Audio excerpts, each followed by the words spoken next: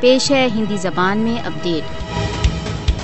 स्वतंत्र पत्रकारिता को भारत तथा भारत द्वारा अवैध रूप से अर्पित जम्मू कश्मीर में राज्य आतंकवाद का सामना है। मोदी का भारत पत्रकारों पर पकड़ को तंग करने में व्यस्त है। मोदी शासन भारत तथा भारत द्वारा अवैध रूप से अधिकृत जम्मू कश्मीर में पत्रकारों को आतंकित करने के लिए विभिन्न प्रकार की भयभीत करने की चालों का प्रयोग कर रहा है। मीडिया पर भारत द्वारा अवैध रूप से अधिकृत जम्मू कश्मीर तथा भारत में हिंदुत्व के पालन के लिए बहुत अधिक दबाव का सामना है। मोदी शासन भारत तथा भारत द्वारा अवैध रूप से अधिकृत जम्मू कश्मीर में प्रेस की स्वतंत्रता के मूल सिद्धांतों को कुचल रहा है।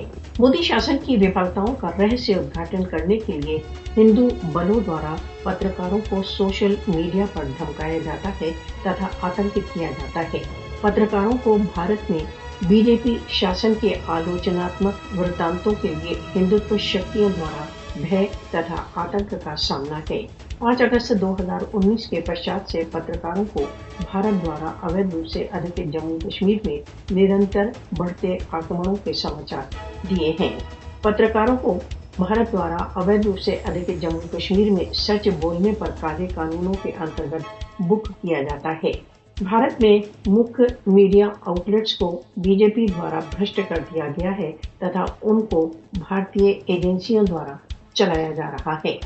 भारत में विभिन्न महत्वपूर्ण मीडिया संगठनों पर बीजेपी आरएसएस बिजनेस टाइकोन्स का स्वामित्व है जो हिंदुत्व नीतियों के लिए काम कर रहे हैं।